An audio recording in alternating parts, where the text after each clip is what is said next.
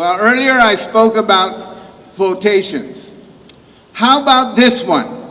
This quotation from U.S. Attorney General Jeff Sessions from a few weeks ago. He said, "I really am amazed that a judge sitting on an island in the Pacific can issue an order that stops the President of the United States from what appears to be clearly his statutory and constitutional authority."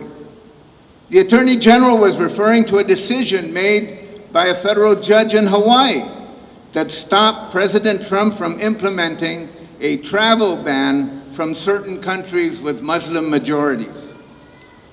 Regardless of how you feel about this executive order, it is amazing that because the judge lives in the Pacific, it somehow seemed less legitimate to issue an order that blocked the president's action. I don't know about you, but it raises my Pacific Island blood pressure and engages my Pacific Island pride, because I hate being this, and I'm transmitting my Atanbaba right now. You can transmit it all the way to Attorney General. Today, we have as our commencement speaker the Attorney General who challenged President Trump's Executive Order 13780 and who secured that order from a federal judge on a Pacific island, our neighbors to the east in Hawaii. Today we have on our stage a son of Chinese immigrants to the United States, a graduate of Stanford University in English, and who received his law degree from the University of Hawaii. Today, we have here at the University of Guam Calvo Fieldhouse the former managing director of the city of Honolulu and the current Hawaii State Attorney General as appointed by Governor Ige. Today, we have in our midst a man whose professional abilities helped him earn Top Gun rating amongst 100 prosecutors in Hawaii, and who won the most trials prosecuting high-profile criminal cases in Hawaii. Today, we have a fellow Pacific Island inhabitant who is known for his courage, his conviction, and his professional abilities. It is a triple threat that he's used on behalf of the weak and the marginalized to confront the powerful and those who may harm them. It is with great pride that I bring to the podium Hawaii's Attorney General, the Honorable Doug Chin.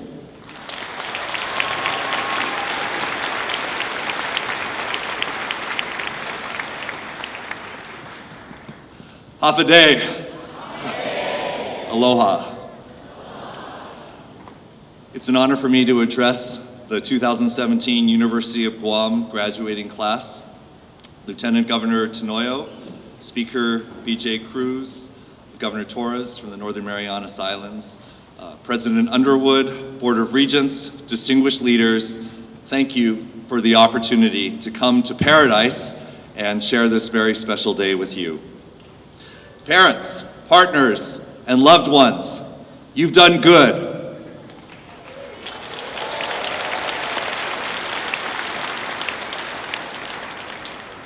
You must be very proud. Triton Class of 2017, you are graduating at an extraordinary time in history. The world is at a crossroads. On one hand, many parts of the world, including the United States and Asia, are experiencing remarkable technological and digital advancements. We are more connected and interdependent than ever before. Unemployment in the United States is at a record low. Crime rates in the United States are low. That's the good news. On the other hand, we are all aware that there is great uncertainty and unrest in this world. First world Western democracies are turning to a more autocratic, nationalistic type of leadership. It's happened in the United Kingdom, it's happened in Taiwan, it's happened in the United States, it almost happened in France, It may happen in Germany. Except for a positive bump immediately in the months after 9/11 in 2001, for more than 20 years, a majority of Americans polled have consistently indicated that they feel America is moving in the wrong direction. People want something better, and they passionately disagree over what that looks like. That's your world, graduates. You have the privilege of reaching this awesome milestone of adulthood at a time when your voice, more than any other time, is going to matter. My call to you this afternoon, as you enter your next chapter, is simply this: let your voice be heard. This is not the time to put your head down, ignore what is happening around you, and hope it all turns out okay. This is not the time to go along to get along. Rather, this is a time to speak about your values and to let us hear your voice. Growing up in Seattle, Washington, my parents never gave me a curfew. I'd tell my parents I was going out with my friends. They didn't ask me where I was going or how long I would be out. Meanwhile, I noticed my other friends had restrictions imposed upon them by their parents. Their parents would question them. What are you doing? Where will you go? Who will you be with? What time are you coming home? So one day, I asked my mom, how come it is that you never seem concerned about how long I stay out?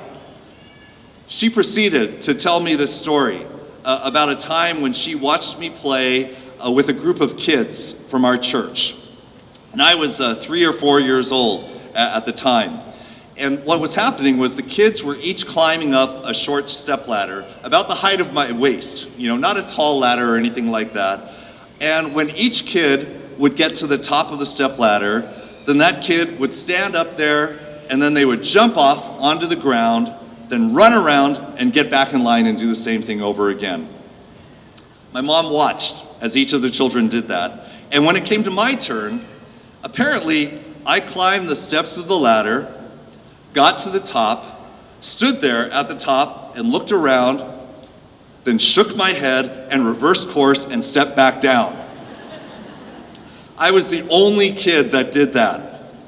Everyone else jumped except for me.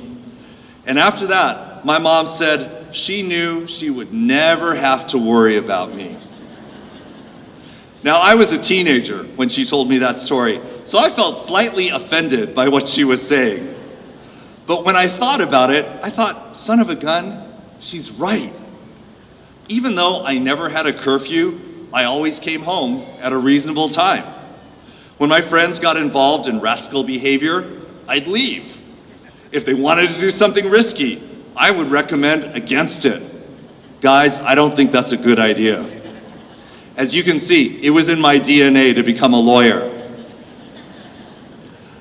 As a minority in a mostly white neighborhood, I learned to not show off how smart I was, to follow instructions, to always agree with the teacher, and to not challenge authority. My Chinese parents told me, the nail that sticks out gets hammered down. Don't poke the lion or you will get devoured. Smile and nod, no matter what people say. And I realize now, as I think back through my life, that I took those sayings very seriously. So how in the world did I go from not wanting to stick out to suing the President of the United States? I will spend the rest of my address answering that question for you and sharing why I think that matters for all of you. On January 27th, 2017, 8 days after he took office, President Trump issued an executive order entitled Protecting the Nation from Terrorist Entry into the United States.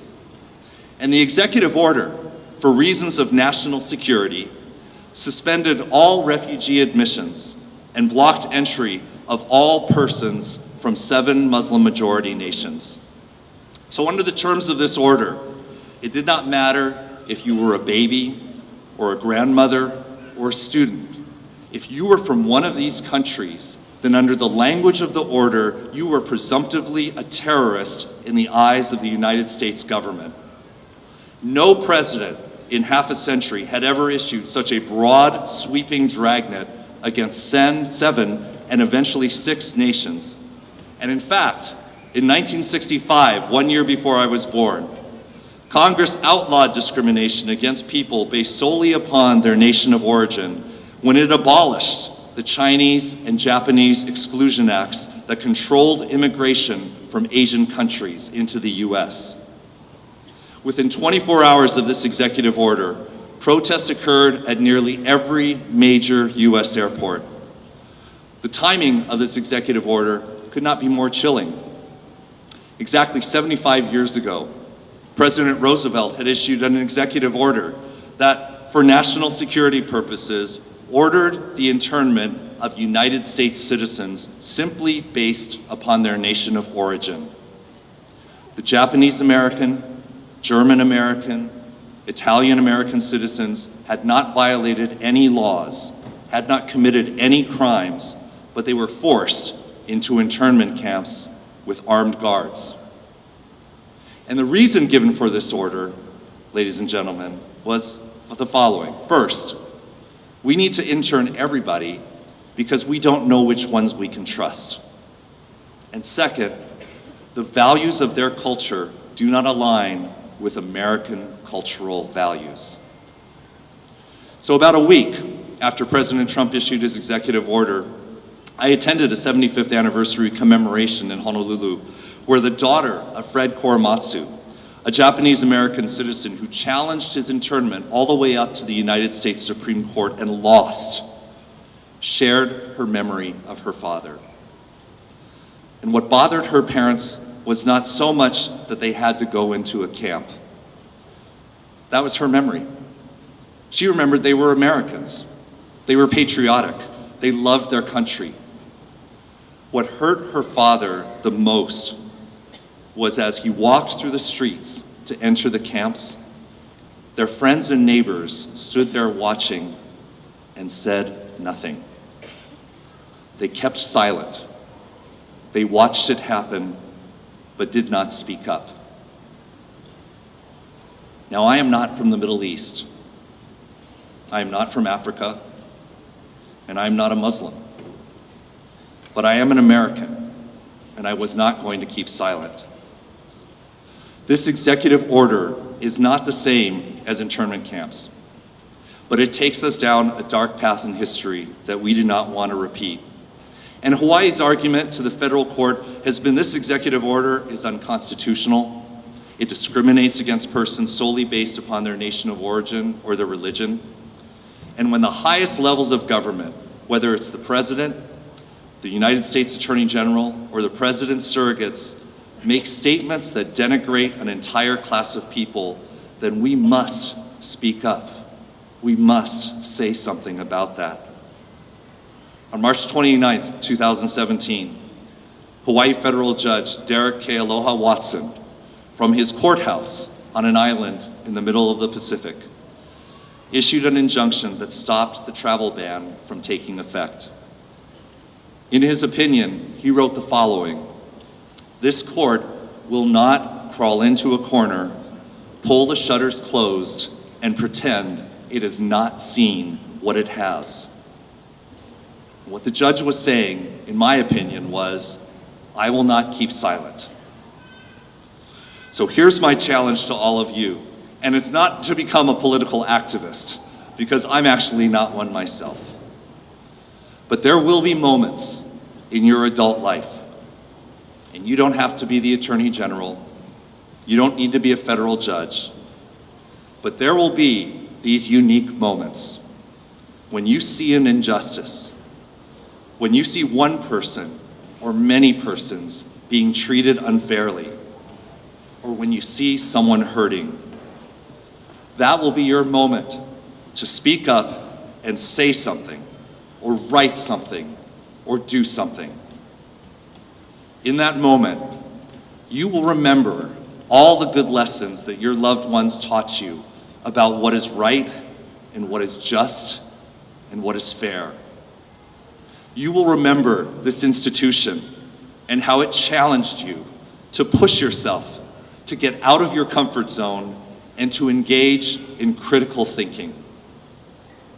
You will remember that professor who called on you to think outside the box, to take risks, and yes, to even jump off that ladder.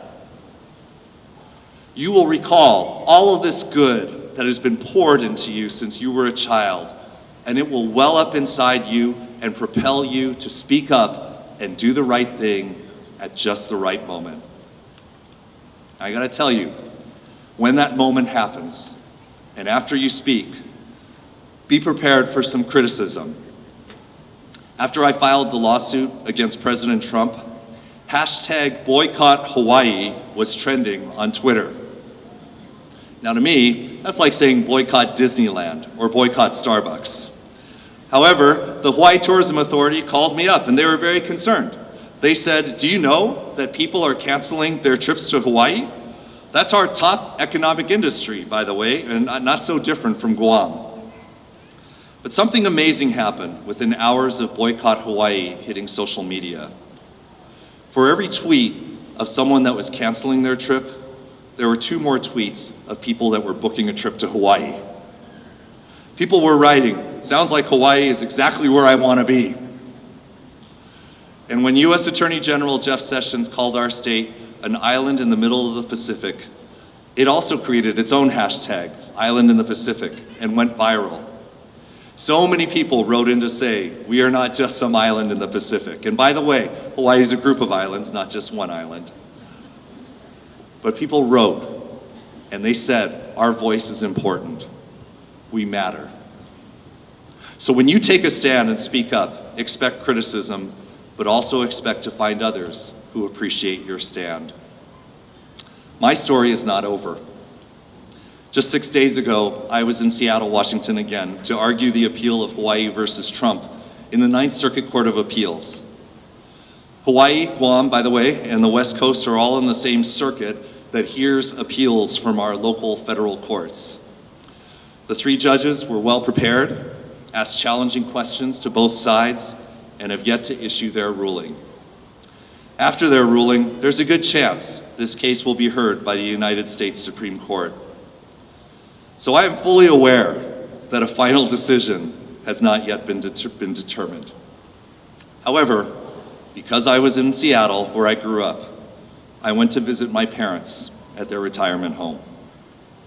My parents are both alive. They're in their late 80s now. And English, of course, was not their first language. But when I spoke with my mom, she said, I've seen you on TV, son.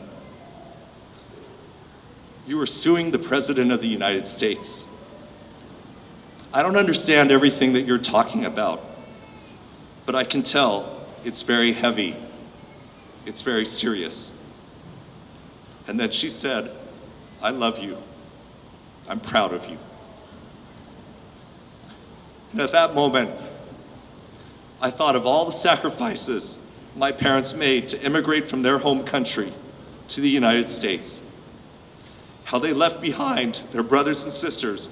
My father did not see his brother for 40 years after he left. How they struggled to learn a new language in a new country. And how they sacrificed so much to give me and my sister a better life than they had. If not for their risk-taking, if not for their sacrifice, I would not be in the position I am today and doing what I'm doing. So I say this to the 2017 graduates, your family, your loved ones, your teachers, your coaches have worked hard and they've sacrificed to raise you, to challenge you, to encourage you and educate you to bring you to this moment. So this is your chapter now. Do not be silent. Speak up because you matter and the world needs to hear from you. We are waiting to hear your voice. Mahalo, aloha, God bless you. Thank you very much.